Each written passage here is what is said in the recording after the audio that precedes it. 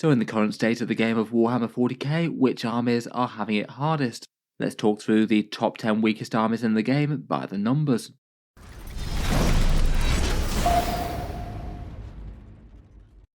Hello and welcome back to Auspex Tactics, where today we're talking struggling armies, and in this video I thought we'd take a look at some of the armies that are struggling most versus the competition and might be more of a challenge to win with now for the average player. There's certainly been a few big shake-ups to the game since the last balanced data slate, some armies rocketing from the bottom to the top or vice versa, some armies perhaps having suffered a slightly slow and steady decline from a previous position of relative balance. Broadly at the moment, I'd rate game balance for 40k as at least fairly good right now. The armies featuring on this list aren't anywhere near as bad as they've often been in 40k's past. If we're talking win rates, there were plenty of armies that were somewhere between 35 and 40 in previous times in the game. Though for the past couple of balance passes, things have been above the 40 mark, which is at least a start. For the most part, I'd argue that the majority of factions in the game should be able to have good success with a good player playing a good list, at least against the majority of others, though they might really struggle against some of the top things in the game, such as maybe Necrons and Custodies right now. There's always room for improvement though, and always some armies that are going to be bottom of the barrel, so I thought we'd go through those right now.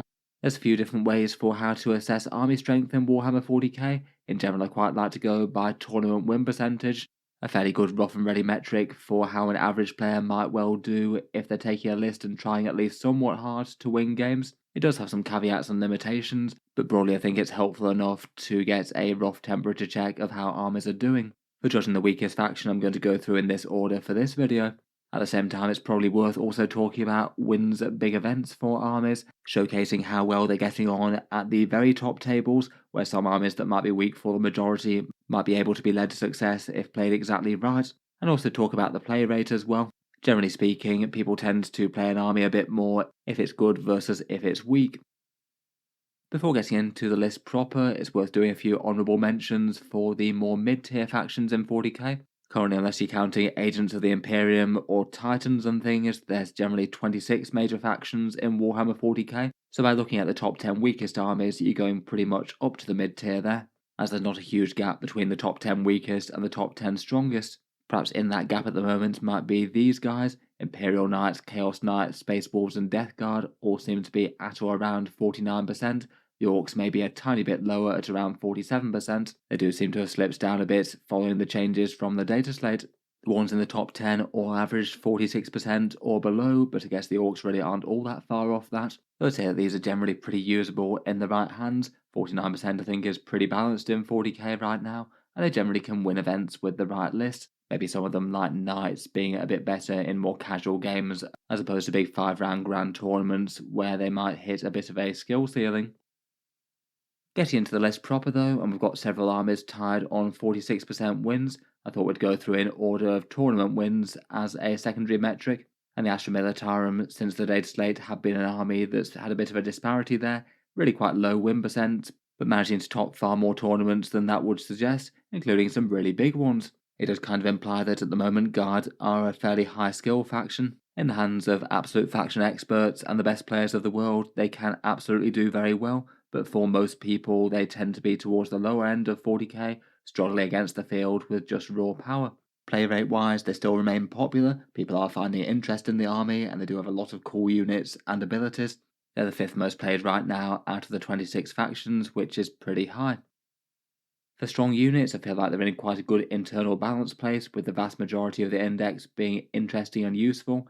Their indirect fire is still very strong and amongst the strongest in the game. Perhaps quite nice to be a faction that can threaten that when a lot of other armies have had their artillery firepower nerfed. It means people just might not be expecting to have to deal with it. Otherwise, running down the big list quickly, Bullgryns are great defensive tanks that can scrap over midfield objectives. Kazakin can do some cool stuff with double orders and fire a lot of special weapons around.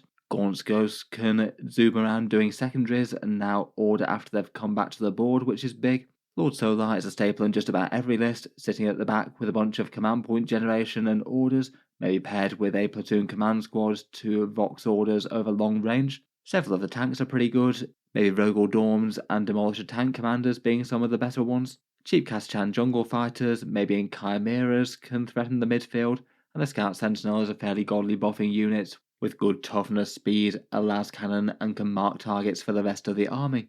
For supporting rules, I'd argue that their orders are very nice, with the flexibility of movement, objective control, or extra damage or defense. Besides that, maybe a few of their other stratagems a touch on the lacking side. Reinforcements is always nice for more bodies for 2 CP.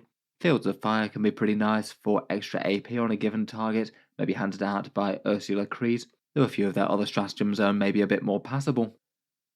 Despite all the good stuff though, it does seem that it's not really coming together for most guard players at the moment. Some issues are that their detachment rule just doesn't really do all that much besides for artillery that can afford to stay static. Battleshock can cause some genuine issue with orders, and playing against armies with lots of it could genuinely be bad news. Certain units like some tanks could use some careful screening, and indirect fire gives you big decisions as to where best to apply it to better help the game. It feels like maybe Guard don't have quite the same amount of raw strength as a few of the other factions, not really able just to do things like mass tanks and sweep over the competition, maybe in the same way that Space Marines with Ironstorm Spearhead can. Still, it's not like they're towards the bottom of this list, still in an interesting enough place, but will be kind of struggling against some of the top factions in the game for the vast majority of players it seems. Next up, and ranked in 9th are the World Eaters. They've also got win rates around 46%, one big tournament win since the balanced data slate, and a far more niche played army at around about 16th overall. Their stats certainly took a big slide after the balanced data slate, with multiple points nerfs and rules changes to their enhancements that definitely toned them down a bit despite being kind of only just nosing ahead of the pack. For stronger units, Angron remains an auto-include, moving fast and breaking things, being hard to kill and then threatening to respawn. If he does come back with another Demon Primarch to return to the table for the enemy to kill, it could be game-changing or game-winning. Lord Invocatus often likes to scout ahead with a ton of 8-bound or exalted units, fast dangerous units to get first-turn charges on the enemy, and the Lord of Skulls seems to be making a comeback in popularity with its points cut. It does bring some very scary firepower, never mind its melee, and the foes might not have enough anti-tank guns to take it down if they're trying to deal with Angron in their faces. For stronger supporting rules, if you do revive Angron, it could be really big. The combo of the +2 to charge and advance and charge could be massive, particularly when you can get an automatic 6-inch advance as well. Their stratagems also give them a few more fun melee boosts.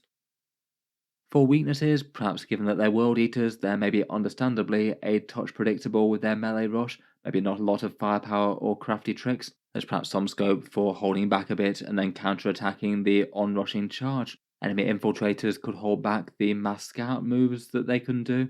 They might not be crazily enthused to see multiple units of scouts in the midfield. Their on-foot characters and berserkers feel a touch on the undertuned side, really. I'm not really sure that Khan the Betrayer needed to go up, for example. And just in general, I feel like the nerf that they received was a bit too much, really. I'm not sure they really needed the points changes in context of nerfing the enhancements, or if they had chosen to make them, maybe just put things up by 5 points as opposed to more. Moving on from the World Eaters to the Angry Guys in red power armor, we've got the Blood Angels. Also wins around about 46%, 2 big tournament wins since the balanced data slate, including one very big one, and both of them using that Sons of Sanguinius detachment, which seems to be making a comeback now.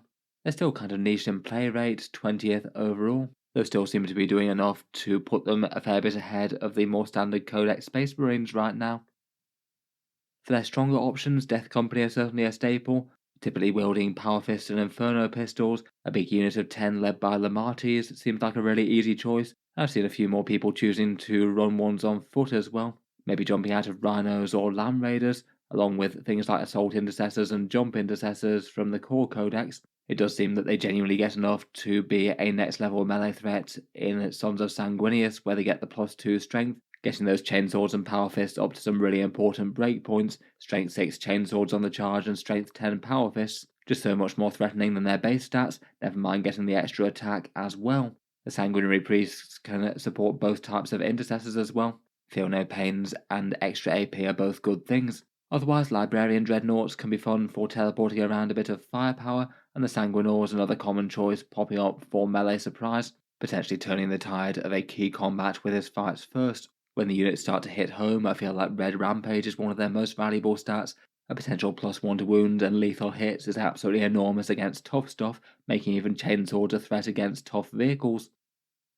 It's nice to see that a few people have been having a bit more success with them. I still think that Sanguinary Guard are maybe the single biggest weak point of the army, They should really be one of the central units that they build around, but at their current points cost, they're just not that. It certainly doesn't help Dante either, who might like to lead them.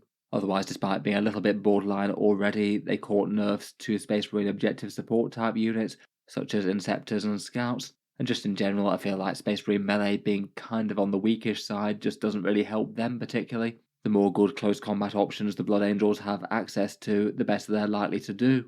It does seem that the Sons of Sanguinius really have been on the lower end of 10th edition since it came out, though it does seem like the +1 strength on the charge for their unique detachment was a really good choice by Games Workshop. It seems to have flipped it from being something that people kind of rarely took to a genuinely successful army build for them.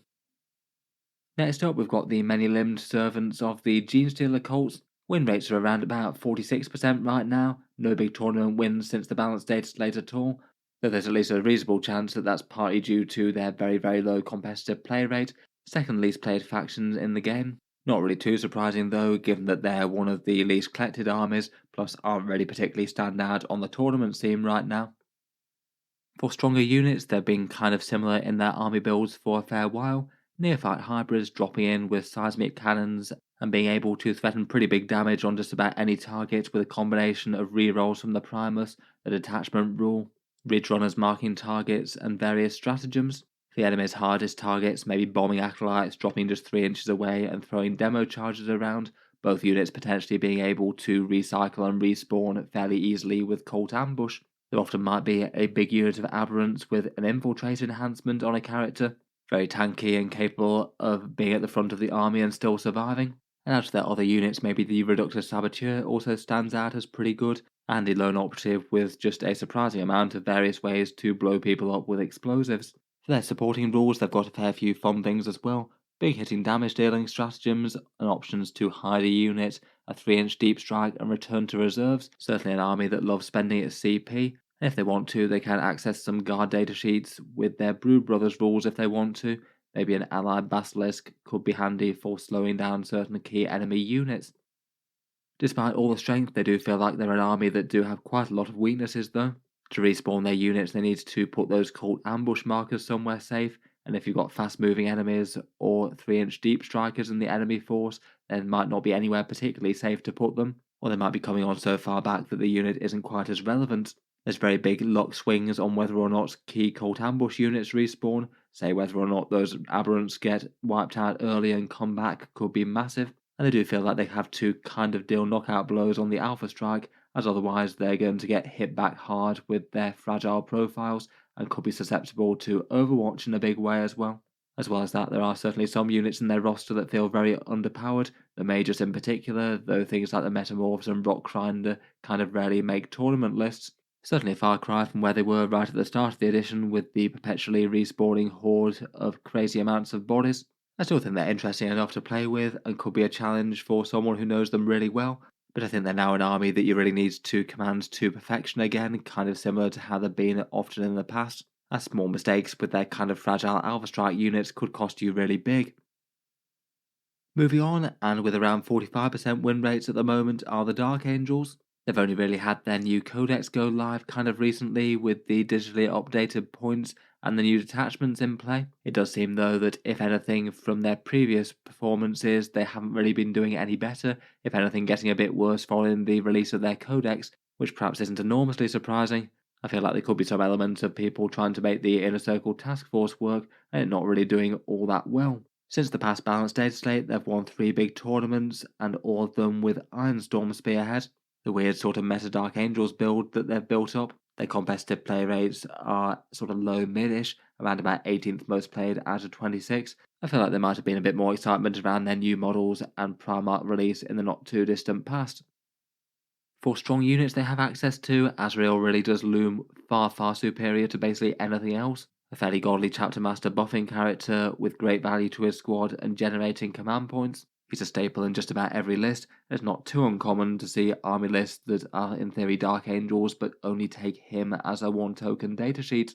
The Landspeeder Dark Shroud is fairly nice, particularly for Ironstorm and giving you -1 to hit and cover for all your important vehicles. And beyond that, I guess the Deathwing Terminator datasheet could be an okay upgrade on the generic pattern, though it's not like loads of Space Marine lists tend to use Terminators competitively. and theoretically the Raven Wing Black Knights and Command Squad could deliver really quite a fast-moving, brutal plasma alpha strike. You do wind up paying quite a lot of points for the privilege though. For their supporting rules, the Unforgiven Task Force was kind of underwhelming before, and if anything it kind of got worse than the Codex. It's got some okay shooting buffs, but is generally considered to be far worse than the rest of the Space Marine Codex detachments. I feel like the Deathwing and the Raven Wing detachments are much more interesting. The Deathwing could give you some close range or early game deep strikes plus damage buffs, and the Raven Wing one has multiple ways to deliver early biker alpha strikes. For tournament performance though, it really does seem that the generic Space Marine detachments have been doing better than those, at least in the early takes. The meta list for them seems to be Ironstorm with Azrael, a Dark Shroud, and a Storm Raven gunship of all things, delivering a Dreadnought into battle, and some big Alpha Strike firepower to the front line, and then being abnormally durable due to that Dark Shroud. Certainly a weird way for Dark Angels to play optimally though, not really what most people would tend to go for. Really, I must admit there wasn't a lot of good news in the Dark Angels Codex. Lots of units got really unnecessary nerfs, or just bad profiles like the Inner Circle Companions, and then whilst expecting the points cost to kind of adjust to compensate for that, none of the things that got hit were really adjusted far enough to actually help them out a lot. It does feel kind of unlikely that the Deathwing and Ravenwing focused attachments will really be enough for them, given that their unique units aren't really all that strong. I guess we'll wait and see to see if anyone manages to make them work though. Until then, I feel like the win rates might be a little bit inflated for them, given that it's basically Azrael carrying more generic Space Marine Dark Angels on his back. Next up, and also on the borderline for Games Workshop's targets at 45%, are the Tyranids, an army that loads of people are playing in tournaments these days, and the fourth most played overall at grand tournaments. Though despite this, they've got absolutely zero big event wins since the balanced data slate, which is really surprising given how many players they have. I know a fair chunk of those players might be new sorts who have got into the game with Leviathan, but their performance on the top tables has kind of been notably dire. Common choice at tournaments maybe do seem to be a little bit on the weird side at the moment. Quite a lot of their good units are all things that add to objective and battle shock type shenanigans as an army list. Deathleap as a staple, the Neurolictor can threaten to flip midfield objectives and give you debuffs against battle shocked units. The Neuro Tyrant amps up the Shadow with the Warp and helps with snaps. And then to double down on point scoring, there's Biovores and Rippers that can farm some secondaries, and Gargoyles are pretty excellent for objective games as well. For actual damage dealers, it's the Exocrine and the Maleceptors that seem to be carrying the army more, maybe backed up by a few Carnifexes or some of the other big bugs. Since the Codex came out, there's been 4 detachments that they get at least some fairly good results out of: Invasion Fleet, Synaptic Nexus, Vanguard Onslaught, and Unending Swarm. Invasion Fleet's perhaps having the single most standout things recently. Lethal hits against vehicle armies, sustained against infantry armies, and putting 5+ fail no pay or as many units as possible, often with a Hive Tyrant. It feels like anything that can give the Tyranids more strength seems to be embraced more than the other tricks.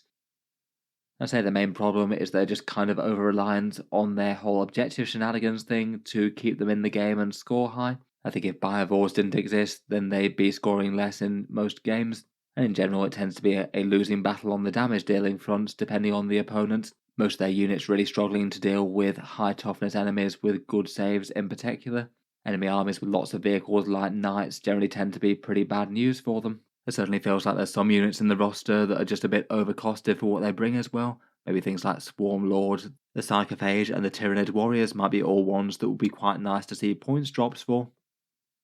Next up, placing in 4th on here, are the long-suffering Adeptus Mechanicus, a win rate of around about 44%. The 2 people have managed to take them to wins at big events since the balanced data slate, perhaps surprisingly good given that they're again one of the very least played factions in 40k.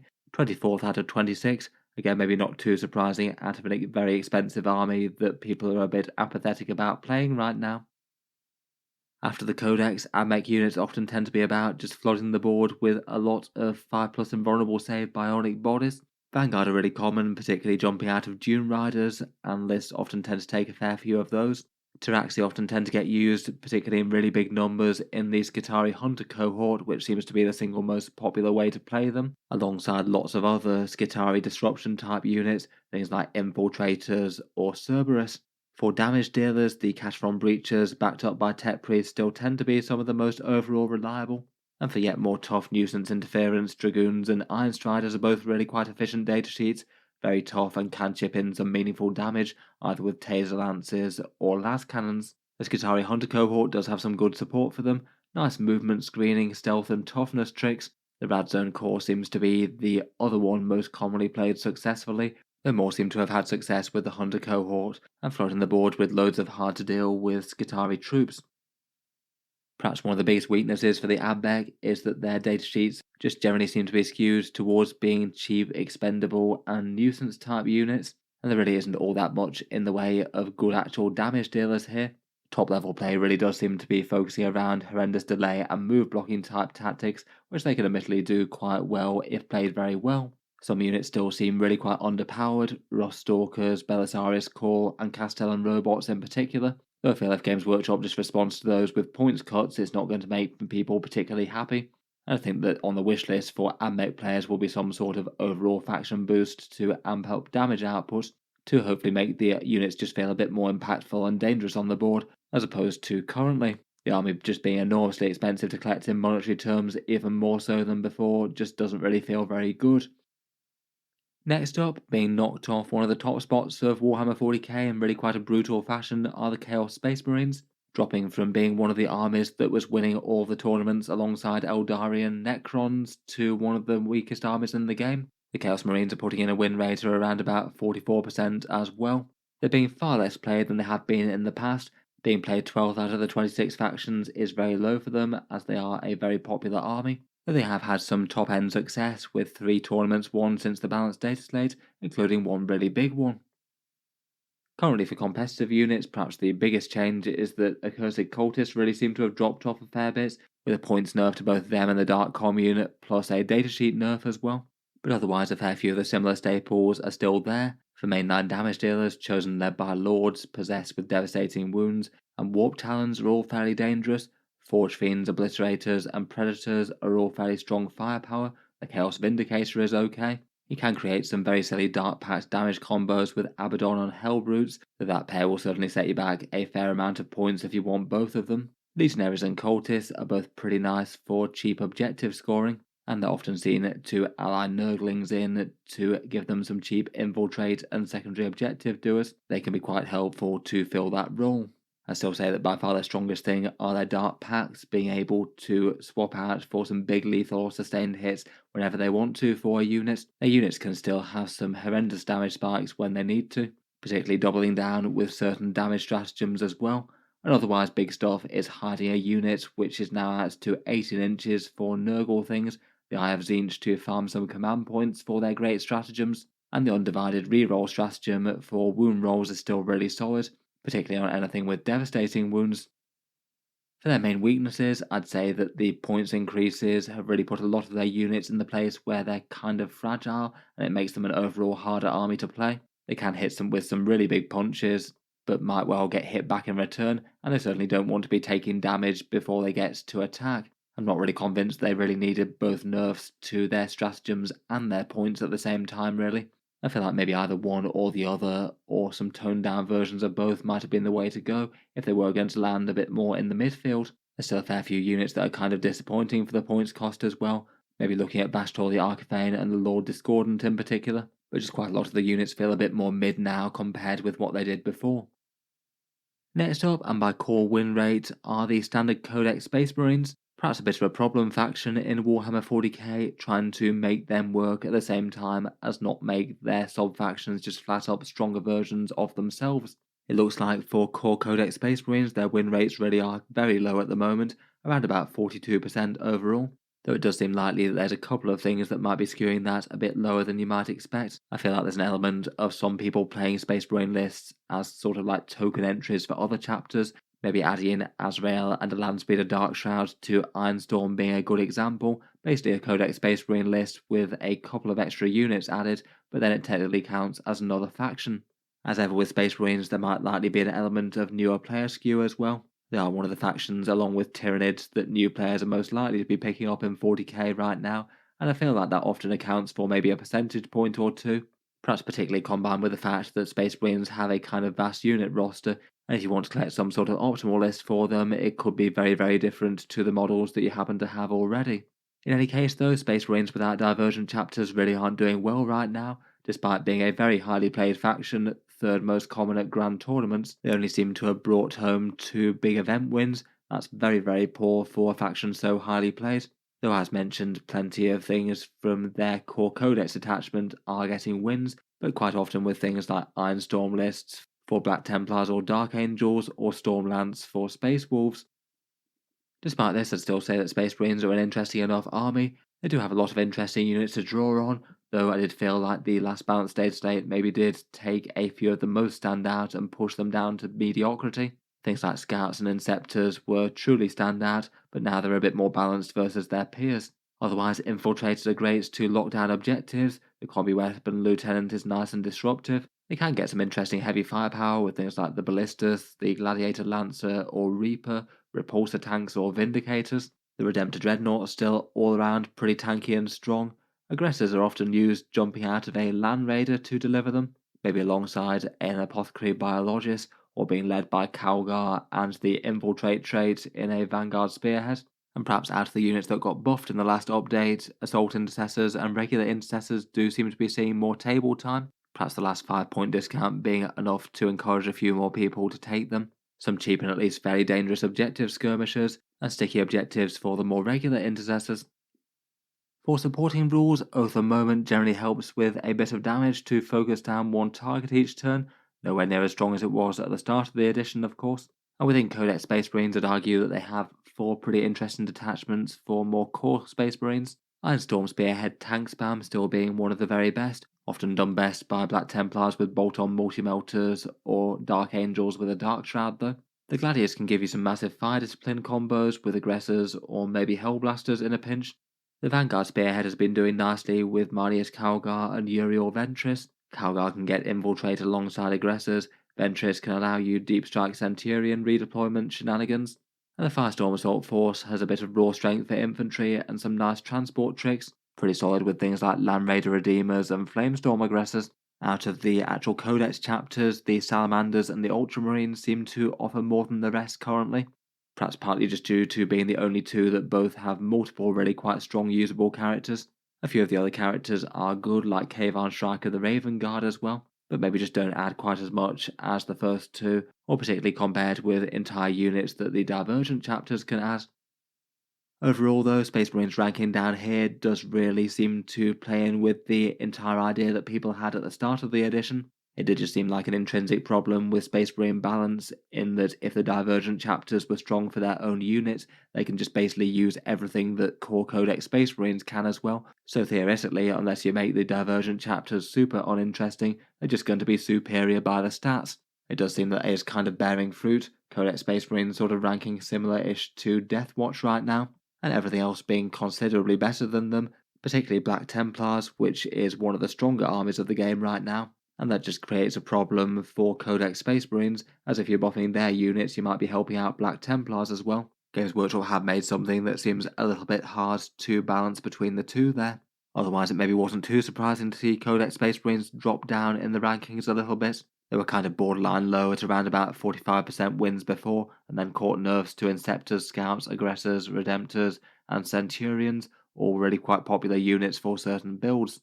Otherwise, as mentioned, with quite such an enormous unit pool, there can be a massive difference between the average list that someone might have to hand versus home lists that can maximally theorycraft with every single unit in the Space Marine roster in multiples. For example, Iron Storm Spearhead might be really strong, but a lot of Space Marine players might not really have the sheer amount of tanks and dreadnoughts to make that usable. In any case, by the stats, it does seem that Games Workshop should be helping out the Space Marines, given that they're significantly below 45% wins. Will be interesting to see how they manage it, maybe some sort of boost that helps the pure Codex Space Marines and not the Divergent chapters might be the way to go. Finally, and seemingly ranking as weakest army in 40k right now by the numbers, are the Deathwatch. Win rates are around about 41%, so a tiny bit lower than the standard Space Marines here. 0 big event wins since the data slate, but given that they're the single least played faction in Warhammer 40k, and by a really quite wide margin, that's maybe not so very surprising. Basically, by these numbers at least, they look like they're the worst by every metric, or at least joint worst. I feel like the majority of the Deathwatch datasheets really are quite overcosted, which doesn't help them.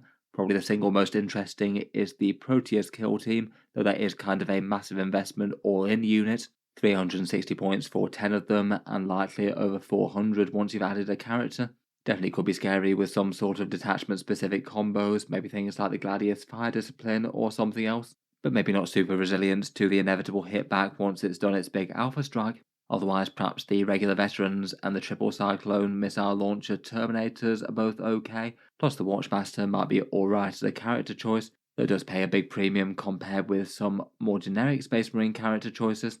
For their supporting rules, the Black Spear detachment I don't think is awful. It does give you multiple turns of fun damage boost with sustained or lethal hits, and then backs that up with a couple of really quite good enhancements in the Beacon Angelis and the Tome of Ectoclades. The rerolls that one can give you is quite fun, plus a teleportarium stratagem to return units to reserve and zip them around the board. That one in theory could be quite nice with things like maybe Centurions trying to get lines of sight on things perhaps. In general, though, it seems that the advantages of that detachment really don't seem to be quite enough to outweigh the relatively weak datasheets, and a fair bit of the other stuff in the detachment is kind of weak or niche. The special issue ammo stratagems only being locked to bolters really limits the scope for those. Most Space Marine bolter units aren't particularly standout on the damage dealing front, and even the ones that are like aggressors maybe only care kind of minimally about them, at least compared with things like the Gladius Fire Discipline combo. Generally, I feel like everything but the Proteus kill team could really do with going down in points at least a bit. And again, they felt like they were in a similar sort of space to the more core Space Marines and got hit by nerfs to the supporting datasheets.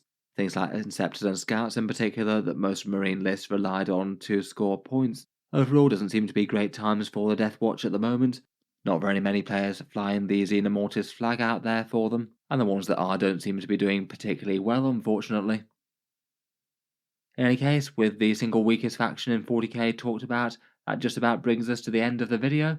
Let me know your thoughts on any of the ones mentioned here, and I'd certainly be interested to hear your insights as to any experiences playing with or against them. I still say that by a couple of factions I wouldn't really be all that much doom and gloom. Pretty much all of these can still do well, and 44-45% wins really isn't anywhere near as bad as many other armies have had it in 40k's history. I still say that we're in the era where player skill matters far more than faction choice out there, though obviously still a few factions do need a bit of help out there.